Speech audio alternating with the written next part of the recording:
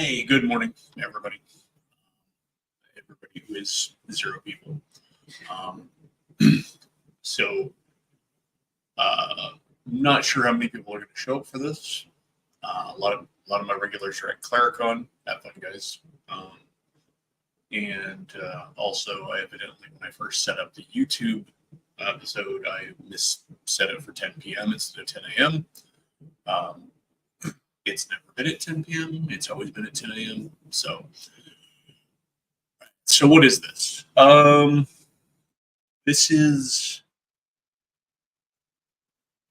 an update on the channel, as well as a semi shutdown of the channel. So I guess I'm just going to jump into it. Whoever wants to watch this later on can watch it. Looks like we have one person watching. I'm not going to have any guests on or anything. Anybody who would be on anyways is away. But also, this is for me to say. And I guess to start with, and I had posted a message about this both in the community for the YouTube channel and on the Discord, but it didn't seem right to just slip away through text, and I did want to do an episode on that. What it really comes down to is motivation and lack of content. I'm sure anybody who's watched the channel for some time has noticed a gradual paring down of content and episodes. And that comes from my personal take on the channel, which is it's not doing anything. And it's not that it's some nebulous, like, why isn't my channel performing kind of a thing? Because it's never been about trying to create some rock star YouTube channel, like a lot of people have. But it comes down to more of sort of I guess a good way to put it, just kind of spinning my wheels. A lot of the Sunday streams have felt to me very forced.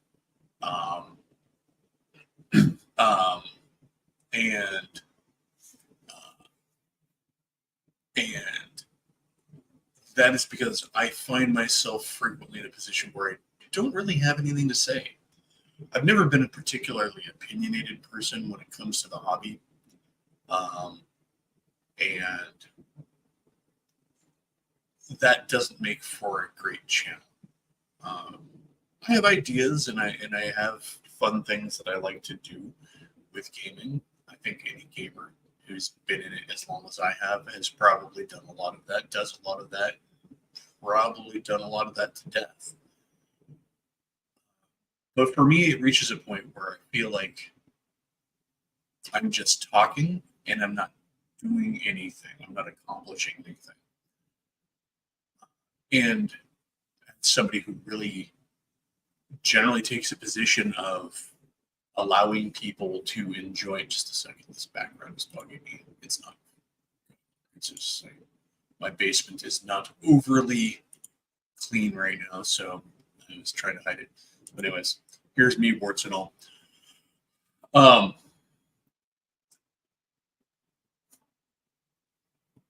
So yeah, it's just I don't have a strong enough ego or sense of need to correct people or lead people in their gaming.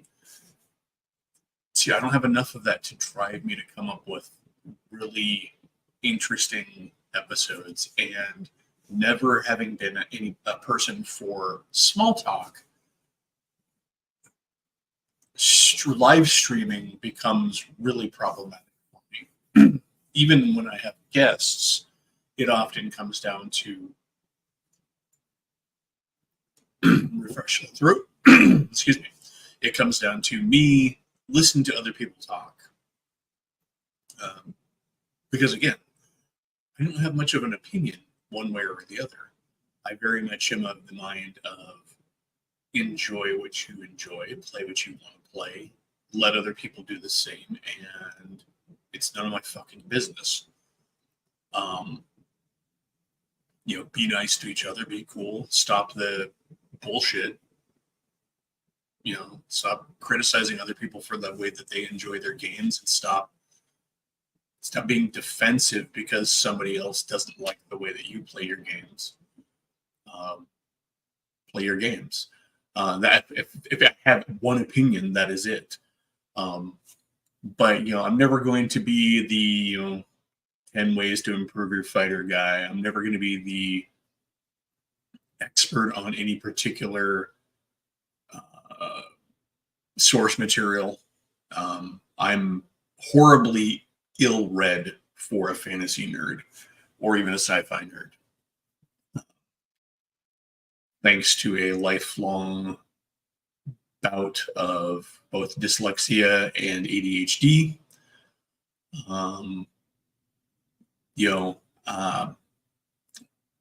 Coupled with a bit of anxiety, I've never really tackled reading like a lot of nerds have. I can read. I have a high comprehension. It's a struggle. So I'm never going to be that expert.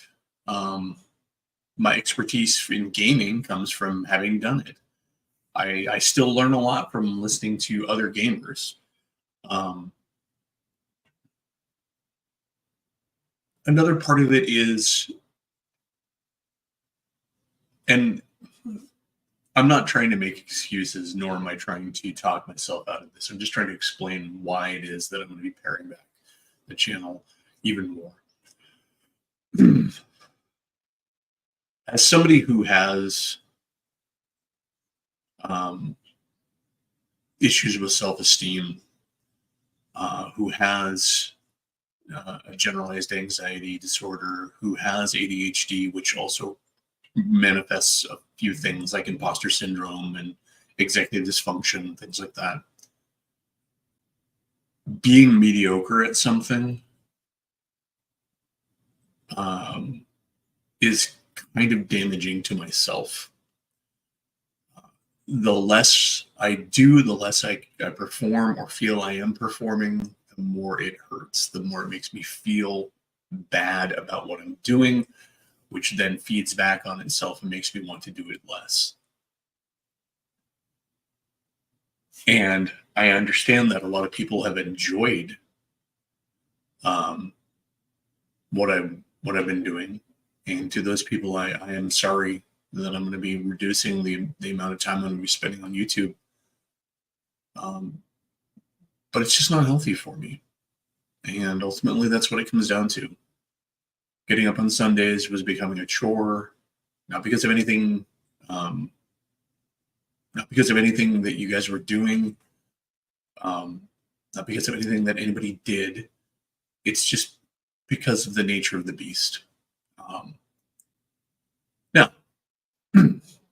Now that I've explained myself, and probably has done a horrible job of it, let me talk about what I plan to do in the future. There will be videos here. I will post here when I have something to say. They may be fewer and farther between. Eventually, they may show up in a form much more akin to what they were in the very early days of my channel, where you might get a 20 or 40-minute ramble on a topic where I can really just dive into it, let the ADHD flow, and be passionate about it. And so that's going to be a thing. Somewhere along the lines, I might take up a little bit of editing. Maybe we'll get a little bit more polish, and maybe that will help. But I will post when I have something to say. Now, I had initially planned on pulling the streamed games off the channel and just doing them online, but I think I'm going to continue doing the streamed games. The next episode of that was going to be tomorrow, but I don't know if I'm going to have enough players, given Claricon is just going to be wrapping up, so I don't know.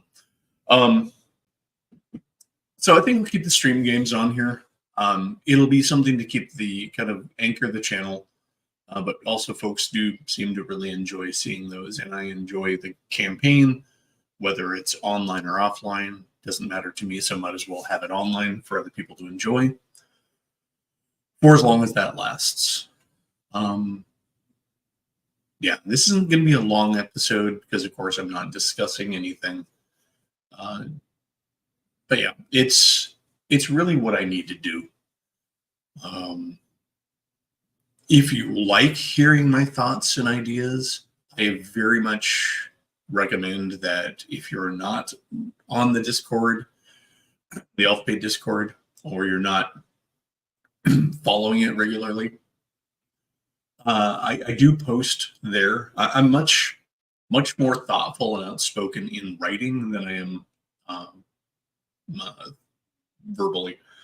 I find that's always been my strong point, my strong suit. So if you're interested in, and it's also easier for me to go ahead and do ideas as they occur to me, to express ideas as they occur to me through the written or typed format, because I can just jump on the Discord and throw it out there. And often these will be mini essays that take 2, 3, sometimes even 4 posts, even with my expanded character count to get up there. I enjoy that. I enjoy sharing things. I started putting together a zine, but that sort of stalled out because while I have the ideas, I don't have the layout or the art to do a zine. So I may just end up doing a newsletter. Newsletters require less in the way of graphic design and seem to be all the rage now. So we'll see about that. If you like just cool random ideas for magic items, monsters, rules, concepts, things that whatever it is that occurs to my brain, that's a thing that I could easily put into that. And I do put on to the Discord. Lately, I have been mining my old blog. The blog was called I See Lead People, and pulling over some of my articles from there and putting them onto the Discord. And you could always go to the blog, but it's not active anymore. Hasn't been for a while. So I'm going to go ahead and take a moment here just to kind of look through some of the comments and respond.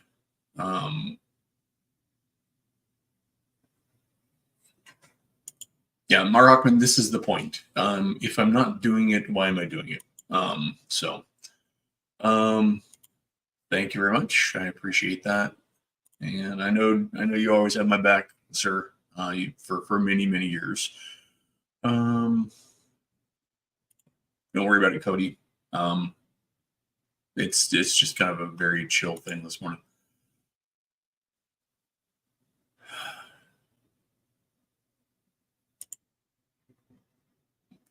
Yeah, and here's the deal. I absolutely get that during history and hobbies. My problem is and maybe it's because of my various neurodivergent tendencies, but I don't tend to do anything just to participate.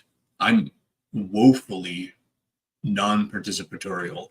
In fact, there's probably some pathology there where I generally actively in my brain, well, maybe actively is too severe, but my brain definitely has a reaction to anything that is popular or trendy. It's why I didn't read any of the Harry Potter stuff or Song of Ice and Fire stuff for the longest time, because everybody was talking about it. Also, because of the same reason why I've never made it through Tolkien or is because everybody talked about it. Also, the side effect of that is that when everybody talks about it, you have so many spoilers that by the time, especially in the case of like Tolkien, getting through those prose when you already know what's going on is really tricky. But that version to things that are popular, and the not wanting to just simply participate for participation's sake has very much shaped how I approach things. When D&D became so popular, I literally had to fight a feeling in the back of my brain where I'm like, do I stop this now? Because everybody's doing it, which fortunately is the wrong, I realized was the wrong way to take it. And I didn't do that, but yeah, it's a thing. Morning RPG XL.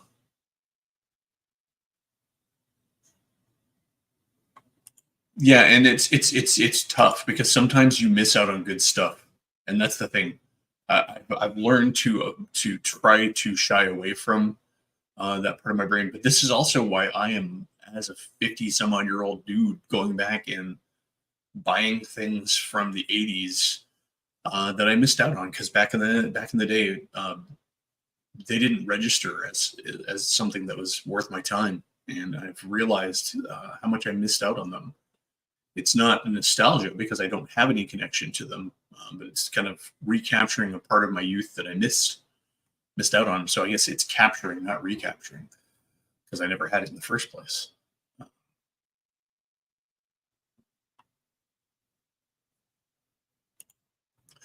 So, and here's the deal: when initially making episodes in the general fashion was the problem. I don't know how to edit, and I don't have any editing software, and I don't have the money to really invest in a lot of editing software. The editing programs that I did find that were free were not to my liking and often limited use. And so live streaming, after participating in other people's streams for a while, seemed like the way to go. I could get on and I could ramble for something. But over time, that became just another talking for the sake of talking.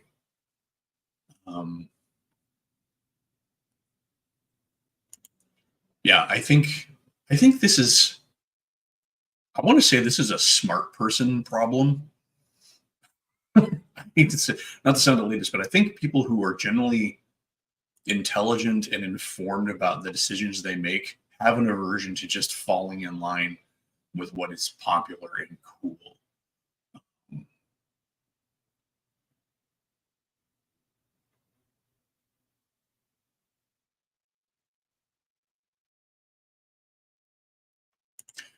Yeah, it's funny because as a kid growing up in the 70s, and in the 80s, the adults in my life, because I was surrounded by a lot of college educated adults, were very well informed on Tolkien. I remember going and visiting friends of my parents and having those old 60s Tolkien posters on the walls, and hearing discussions about Lord of the Rings over the dinner table and stuff. So yeah, it's interesting.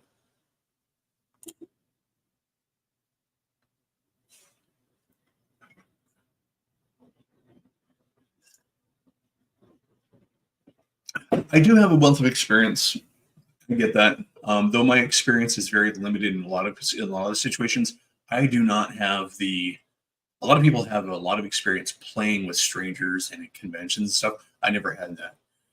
My gaming experience comes from playing with very insular groups, often interconnected groups. Like in my grade school years, I lived in a neighborhood where we had about 3 different distinct gaming groups that sort of overlapped in the Venn diagram, their circles. And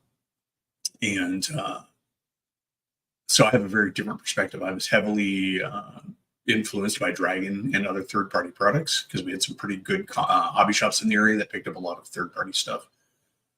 Also, interacting with those different groups gave me this slow infusion of information from other groups that helped me cultivate and curate my version of D&D. So I've never been the guy to follow the line that D&D is a particular thing, that D&D was played in a specific way.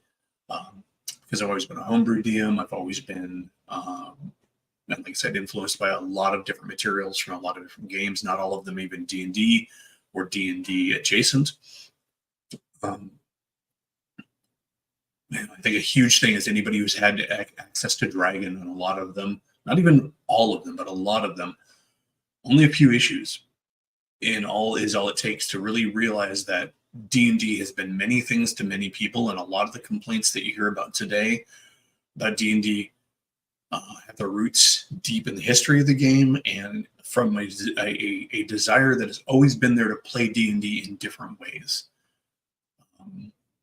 And this is one of the things I think that is kind of also pushing me back from being online so much as in my age group, there is a lot of hate and disdain for new games.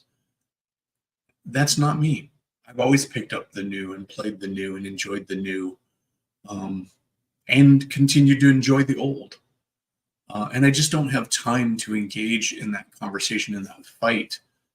And honestly, sitting by passively and listening to people just talk about it and is difficult for me, because I feel like, especially if you're putting it on the internet, there's always the chance that somebody's going to discover that as one of their first or earliest videos. And if that's the perspective they're hearing, and that's the only perspective they're hearing, whether they believe it or not, it still colors the hobby. And so it's hard for me to just sit by and not be a voice. I won't say reason, because I'm not full of myself. But there's got to be some sort of contrasting opinion, point of view. And not for the sake of it, but just because there are contrasting views, and my experience in the hobby is what produced to that. I know that D&D, specifically talking D&D, is many things. I now know that Call of Cthulhu is many things, and it is not the death fest that everybody always made it out to be that kept me from playing it for ages. It's something I don't have time for, but at the same time, I really feel like I need to have time for it. But I also don't feel like going around beating my head on the brick wall of stoicism. Tolkien is early 20th century prose, English prose, and it shows.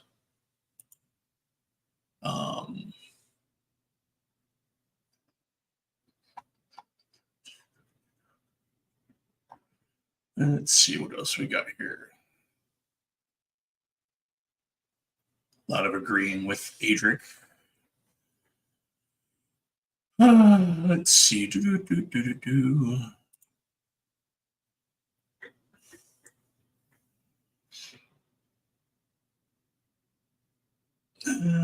I'm gonna have to check it out. I just, I used to use Microsoft Movie Maker back in the day, before I had a YouTube channel. Back when I just kind of fucked around with things, and I was pretty good with that. I used it for some marketing stuff, and from a miniatures range, and also just for fun little videos to put into gaming and stuff. But yeah, it was fun.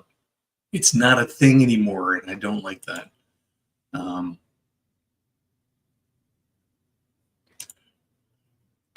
Bishop, it's not the last show. It's just the last regular episode. I'm not going to be doing a regular Sunday stream anymore. If I have anything to do, if I do a stream, it'll be when I have something to say, and I'll probably plan it a little bit ahead of time. Arrange for some guests to come on who can speak to that specifically, and then I will do those. If I have an episode about something, something to say, something to share, I will do that. Probably less live streamy stuff.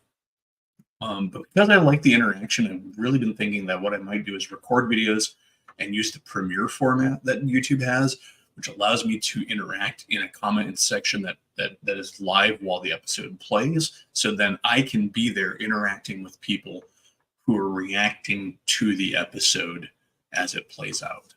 So it's not the end of the channel. Still gonna be live streaming my games here.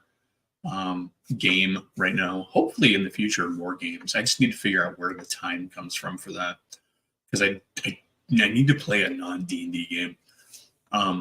Let's see.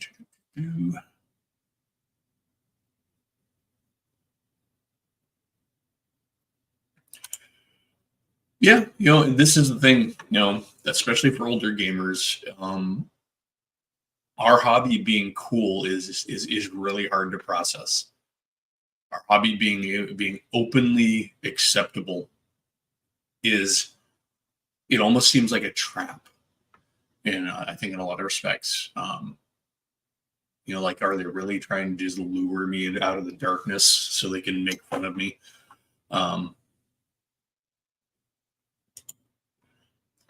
Well, see, and even this sort of an attitude, I mean, I'm not telling you how to feel or your opinion is wrong. I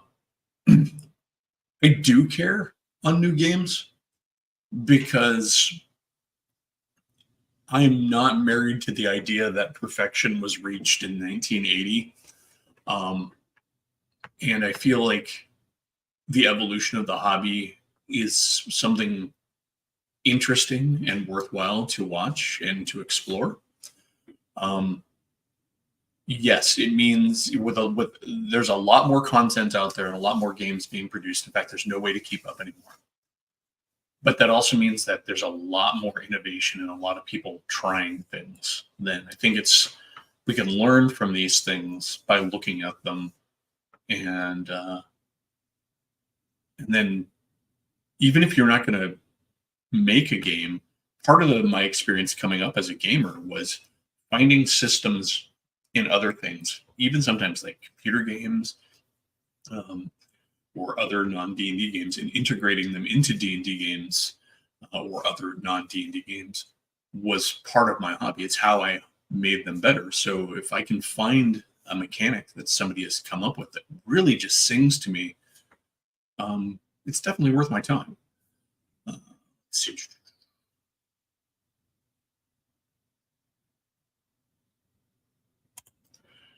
This is true.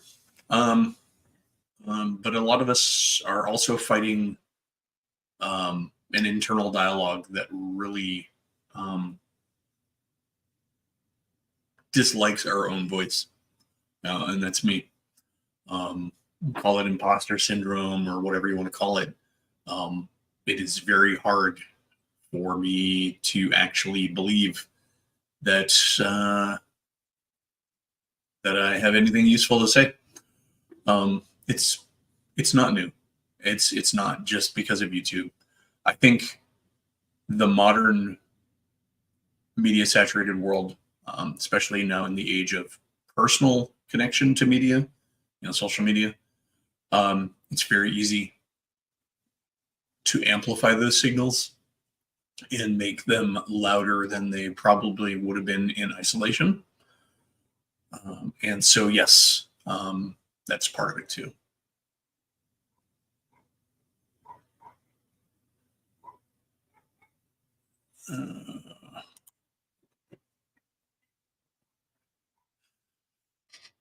So yes, and I think this is a good example.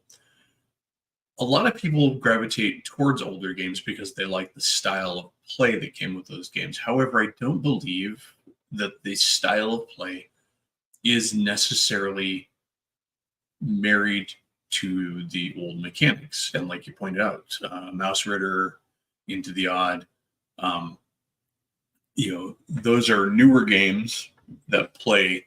One of the reasons I picked up Shadow Dark is I really respect the attempt to turn 5e, the core mechanics of 5e, into something grittier and and old schooly. But at the same time, I used to play a lot of superhero games, and I also do like heroic fantasy. And so 5e is not horrible to me. I just feel like part of the problem with 5e is the scope is wrong. And it's all over the place. Like there's no sense of my biggest complaint about 5e is not so much the game itself, but it's the boundless nature of how it is approached. So there I don't believe there's a single character race in 5e that has not been expressed in a previous edition of D&D. I'm sure there are a few, but ultimately the concepts there have been there since time immemorial. The earliest versions of D&D and OD&D have the little section that says if somebody's eventually going to want to play a Balrog before Tolkien or Dragon after, and you should find a way to make that happen. That's in there. That's part and parcel from day one of D&D. The Dragonborn is the ultimate expression of that. The Tiefling is an expression of that. A Tiefling is a way to play a demon on a level that is consistent with the other character races in the game. A Dragonborn is a way to play a dragon that is consistent with the power level of the other player character races in the game. The problem, as I see it, comes from when players approach the game with this idea that limitations should never be on the table. And then we just end up with fantasy soup. And that's not fun to me. For a lot of people, it is fun, and they can play it that way. But if you're going to play at my table, if I'm going to include all the races in the setting, then they're probably going to be spaced out. Like, there might be a Dragonborn kingdom, but it's not going to be Dragonborn everywhere. And so if you're Dragonborn in one region, you might be a stranger. But anyways, it's neither here nor there. Let's see.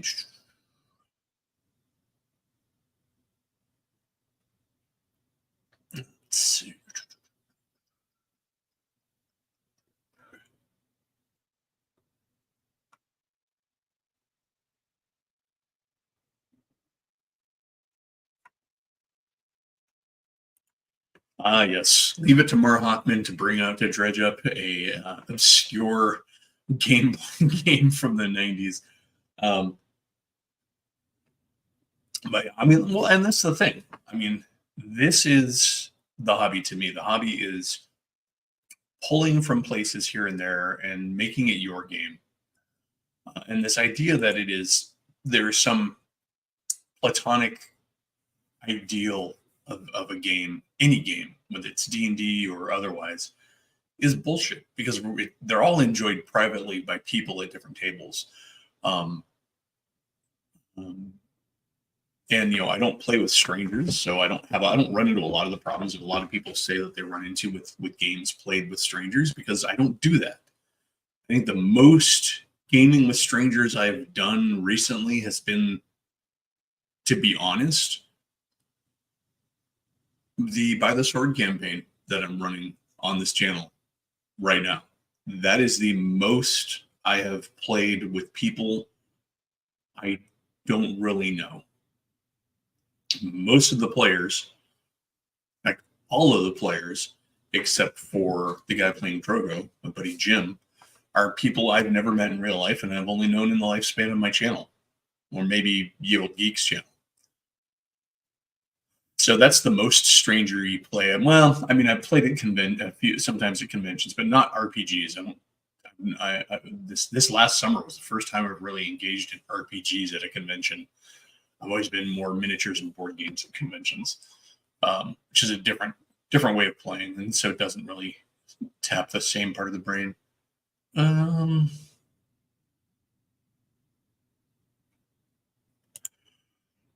Shadowdark's popularity is deserved, in my opinion. I understand it's been hyped, but I'm not going to blame somebody for good marketing. But keep in mind, I only picked up Shadowdark this year. very much, you know, after its hypitude. Um, because finally I had actually opposed it originally. I'm like, why do I need Shadow Dark when I have things like OSE and stuff like that? Um, but I picked it up, and after looking it over, and I liked it, and I continue to like it. But I understand that it did get hyped, and I did not bite when it was hyped. So I get that completely.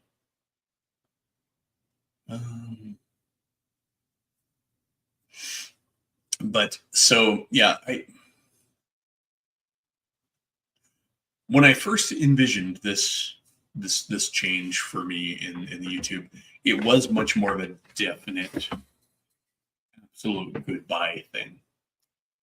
I did change my mind, um, partially in part to some feedback I got from other folks, but also to a great degree because I don't want to just quit.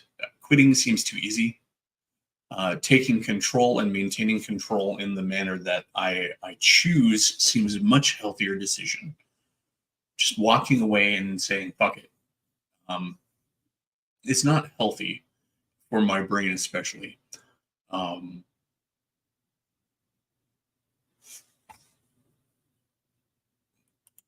Shadow Dark is the Cheesecake Factory to TTRPG. Disagree.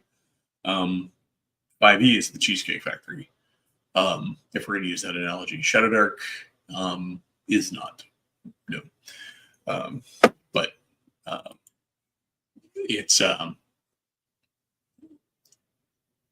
going to say my number one hot take from almost everything that I see from strongly opinionated channels on the internet, both in the 5e sphere and in the OSR sphere and all around, is almost everybody who is stating an opinion states them with, of course, because it's a YouTube channel, some degree of performance in mind. I also feel that many of the arguments against specific mechanics, and this is more pointed towards the 5e crowd, comes from an absolute lack of experience with the actual mechanic a lot of times, or a very specific idea of what fun is, and a concept that fun is somehow objective and not a subjective thing. Everything from encumbrance to counterspell to all of those things that we often hear maligned. Those tend to come from people who just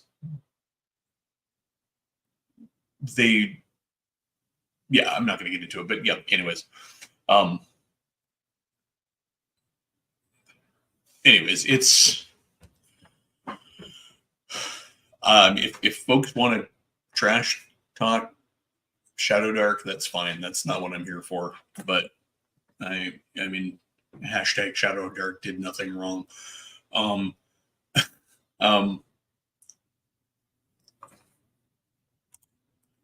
To be fair, Marachman, yeah, and I know you're probably being facetious, but alignment depends on how you play. Because I remember even back in the 80s having problems with alignment and thinking that alignment was dumb, and so like a lot of times we wouldn't fill alignments out on our characters until we had a chance to play them. I know when Palladium came around, we really were like, oh, see, these guys get alignment a lot better than the D&D guys, because these are descriptions and much more complex. And then when Vampire came out with its alignment form, it was like, see, look, this is much more speaking to the human nature of people. Alignment is great if you are playing in the classic D&D style world.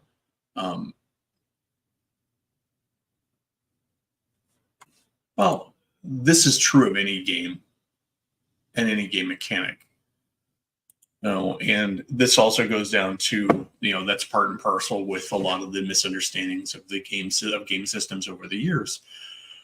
The perception that old D&D was nothing but kicking down the door, killing things, and taking their stuff is an opinion that exists in the absence of all evidence to the contrary, where we had reaction rolls and we had encounters that were written where orcs would talk to you and goblins could be bribed, and um, the treasure for experience and how the base, that basic concept in a game promoted finding ways to not fight to get the treasure, because you might have a solution that was not fighting the monster. That's why we could allow monsters that were way outside the level, into a particular module, because it came down to a challenge. It's just another case of people having a false perception of a game based on distorted nostalgia, or not even necessarily nostalgia. They may just not have been playing it that way. And I know from experience that a lot of people playing, myself included, did not get the game the way it was intended, and were playing it in a way that was way different. Let's see.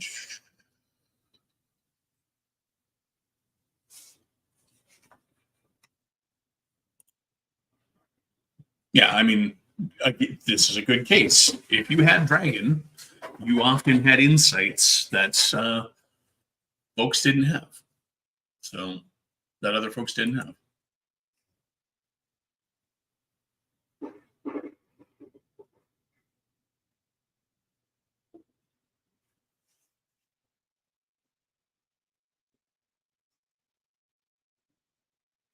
Yeah, I mean, so Shadowdark, if you are happy with old school D&D, and you can, or any other old school style game, and you can find people to play it with, you don't need Shadowdark. And that was my position. I picked it up because I play with a lot of younger gamers, and I felt that I might have a better chance getting people to shift to Shadowdark, a product that is new, and embraces some of the new design concepts that have come up in 50 years of gaming, than I would saying, hey, let's dust off this thing from the 80s.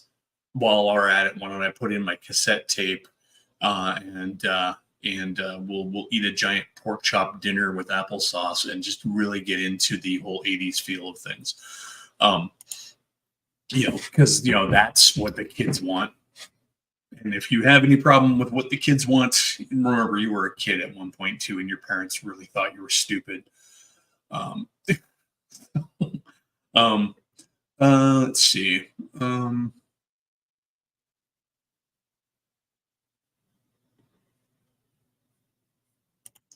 I have never run into that bard. It's funny, the bard, everybody think the bard meme, oh, the horny bard. Never run into the horny bard. Never had one at my table. Never run into any in a game I've ever played. I think the horny bard is one of those memes that kind of crept into prevalence to where it became self-fulfilling, sort of like clown fear. Fully believe that not as many people are terrified of clowns as make themselves out to be, but we probably have more people scared of clowns because the clown meme then turned into real scary clowns, which actually scared people. So yes, the horny bard is the same thing. I understood what you meant.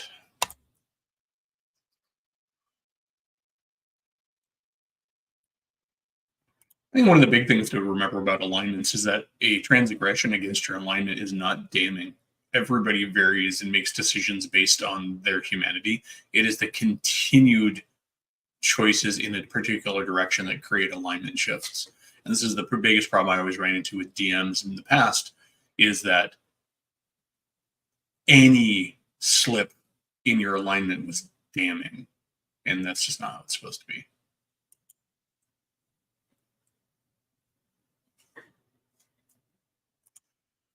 Shadowdark is not for everybody. And again, like I said, You know, I don't want to make this Shadow Dark stream because it's supposed to be the me stepping back from the channel stream. It's supposed to be about me, not Shadow Dark. Um, um, it's nice to know that there is a game there, written with modern sensibilities that reflects the style of play that existed and still exists and has never stopped existing, as no matter how much people would try to convince you otherwise. It's just nice to have a new product that comes up and says, hey, look, we can do this old style of play, but still write it and present it in a modern format, in modern concepting that will move forward and speak to people going forward instead of only to people who are either been there and done that when it came out, or who really are interested in delving into the deep lore of things. And that's not everybody.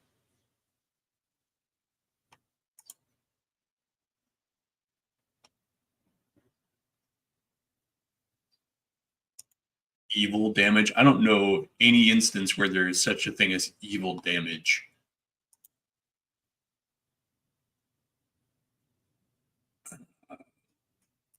Hey, Nerds Nerd.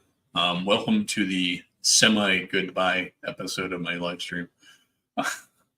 And I got to also mention too, and I'll still be showing up on other people's live streams when I can. The reason I'm not on You Old Geeks streams as often as I used to be is simply because my real life got in the way. So I wasn't able to participate as much as I could. The reason I'm not on Bear streams very often is because he usually streams in the evening, and I have household obligations in the evenings. When I get off work, I have to go cook dinner. Let me rephrase it. When I get off work, I like to go cook dinner because I do the cooking. I'm the cook around here. I get off work, I go to the kitchen, I transition from my work life into my home life, and it's a nice transition to spend some time in the kitchen, have a little bit of a Zen moment, shifting gears. So that's kind of sacred time to me, and I don't really do a lot with it otherwise.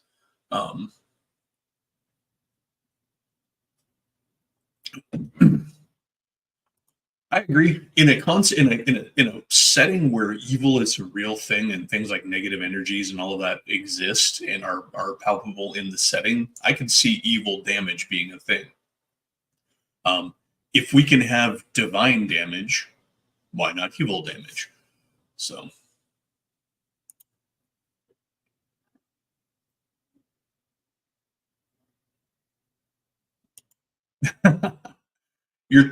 So here's the thing. It's not that I don't have the ability to do that. I just don't have the ability to do it consistently. So often when Sunday would roll around, I'd be like, the one reason that Sundays turned into the live stream day is because I couldn't think of anything to talk about. And so I would just invite guests, and that way we can just kind of, riff off of one another. But I don't like idle chit chat. So,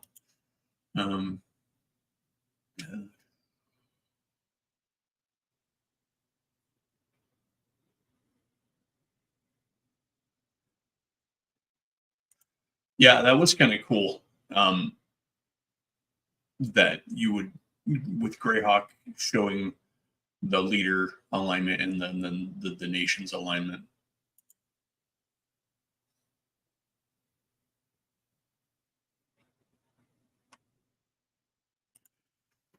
Yeah, I would say if you're going to choose a setting and explore GM's vision, make sure that you are kind to your GM, though, and accept that vision. Nothing's worse than wanting to run a game set in your favorite world only to have other players sit there and tell you how you're doing it wrong. Anytime I run a setting that is run a game that's based on an existing setting, I always do it with the caveat that this is my, or more importantly, everybody at the table's version of this setting. And so things may not go the way that they did in the book, movie, comic, whatever. Or we might be seeing things from a different point of view that shed new light on things that were not seen in the original setting. I think that's incredibly important when you're playing in settings that are limited, are broad in scope but limited in presentation. For example, Lord of the Rings. I've often heard Lord of the Rings being described as a setting that is impossible to play games in, because what are you going to do? Because the main important act has already been carried out. Similar things are also said. I've heard the same thing said about Dune. What are you going to do in a Dune game, or Game of Thrones? What are you going to do in a Game of Thrones game? I think it's important in all of these to understand that every main story has dozens of side stories that go along. This is something that I think the Japanese have embraced very well when it comes to their popular media, sometimes to the point of absurdity. But the concept of side stories that dovetail into their main stories with varying degrees of canonicity and continuity accuracy, they really know how to do it. There are so many side stories of Gundam, for example, that it's to the point of ridiculousness in how many secret Gundams there were that were built, or that we never saw in the main story, which was about the one Gundam machine.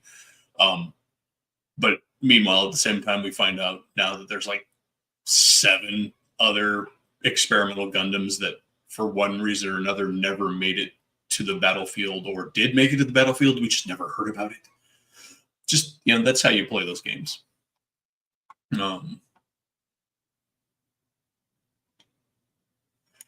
Yeah, so if you could, this is the thing. If you have holy damage, you can have unholy damage. That's kind of what life drain is. Life level drain in old D&D. It's funny because people, I guess you got me here, so I'm going to talk about it. Life level drain. One of the things that people want to bitch on and talk about it. If you've ever read old Gothic or fiction and stuff, when they're dealing with the dead, it makes sense. The whole idea that it's draining your experience, because you'll often read passages where I felt that it was drawing myself, my very essence from myself, and of course you're dealing with a setting that is very deistic or spiritual in its core, where your experience is something that is part and parcel with you. That's and so life level drain makes a lot of sense. It's not just your life; it's literally like your memory, your ability to function as yourself. You could see it as just the withering of your will, your motivation, your energies. Theoden in Lord of the Rings. Maybe you could in D&D terms, his whole disease or whatever it is, the curse that was on him is very much kind of a life level drain. His ability to function as a person is being drawn out of him, and he's just physically withering, and mentally, and just over, even I guess you could say spiritually. So yeah.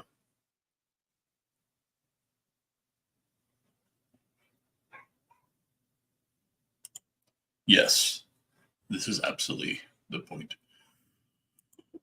I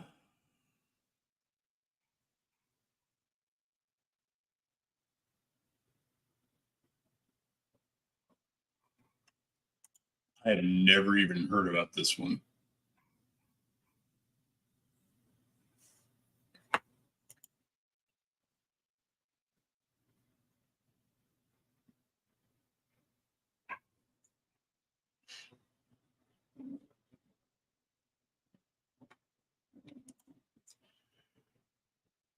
I mean, honestly, 5e missed the mark on life level drain. They should have done it using levels of exhaustion, the most forgotten rule in that game. Let's make a really cool system that shows the withering of the ability of the character, but not use it for anything.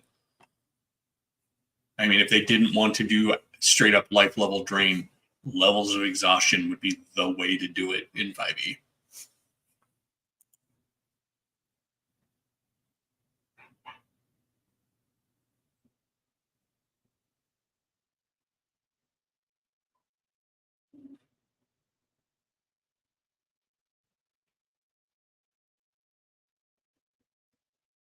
Let's see.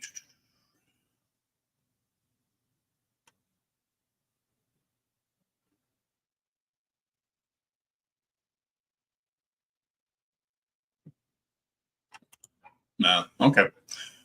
So, kind of coming up on the hour. I should probably bring things to a close because at this point it's kind of a call and response.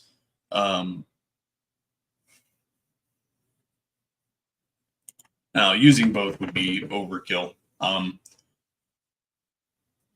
The problem with exhaustion is it. So, I believe here's my take on exhaustion. Full on life level drain poses problems in play that we even expressed back in the day. Having to reevaluate a character in terms of levels was not undoable in older versions of D&D because you often didn't get as much per level. In 5e, it would be a nightmare trying to recalculate all of the stuff that you have for your character. So exhaustion is a good way to have that heavy punishing effect, but still keep it in the bounds of 5e. Because you're affecting die rolls and abilities to function rather than actual class abilities. But yeah.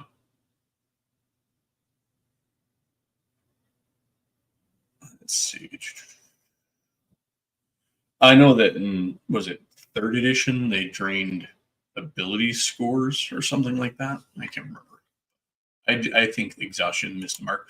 Anyways, I'm going to go ahead and probably draw things to a close here. Just to kind of recap, I'm not going away, and I may come back.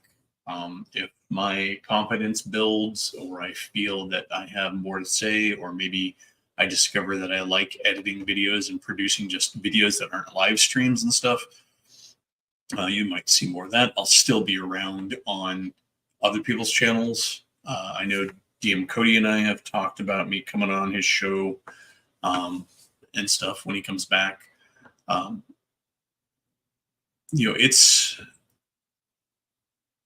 It's not an easy choice for me to make, but at the same time, it is, and that's the reason it's taken a while. This is a choice that honestly should have been made a while ago.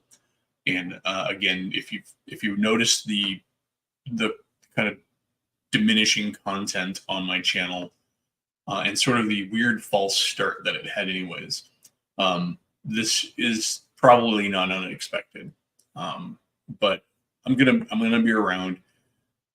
If you still like hearing my thoughts and seeing what I come up with, really come over to the Discord.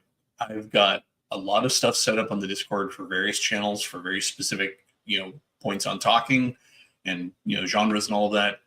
Participate there, speak your mind, share your ideas. I set it up for a reason. And that's where I'm going to be putting a lot of my ideas that I come up with. The barrier to entry is lower for my brain when it comes to just writing an essay on something as opposed to getting on camera and doing it. Let's see.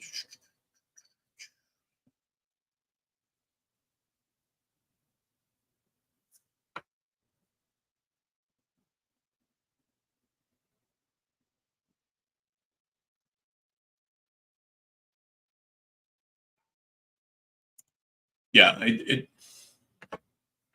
I don't have any time for people who want to try to convince people that they're wrong for enjoying their games the way they want to enjoy them. It's just not what I'm here for. with that said, I thank everybody who did show up.